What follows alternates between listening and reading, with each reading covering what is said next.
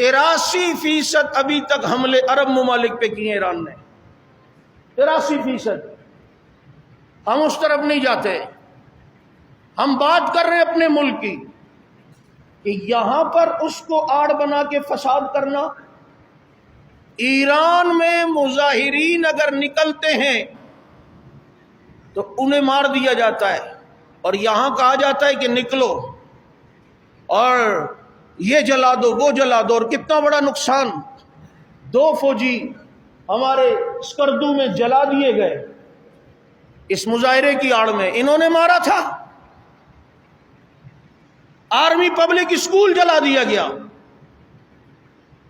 اور جناب کئی فوجی چوکیاں جلا دی، پاکستان کا جھنڈا جلا دیے، کتنے جھنڈے جلا کر وہاں سے نبیون اور فاطمیون کے جھنڈے لگائے۔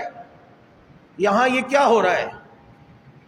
جو بھی ہو رہا ہے، ارباب اقتدار سے کہوں گا ذرا دیکھیں، ہم پہلے کہتے تھے اگر خدا نہ خواستہ آگے حالات میں پاکستان بمقابلے ایران ہوا تو دیکھ لینا یہ قوم کس کا ساتھ دے گی۔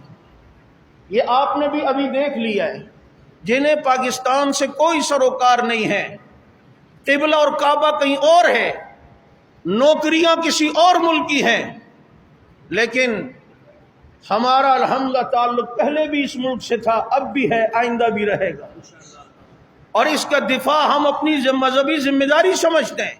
اس سے پہلے بھی ہمارے قابل حضرات نے اس ملک کے دفاع کے لیے اپنی جانوں کے نذرانے پیش کیے ہیں، قربانیاں پیش کی ہیں۔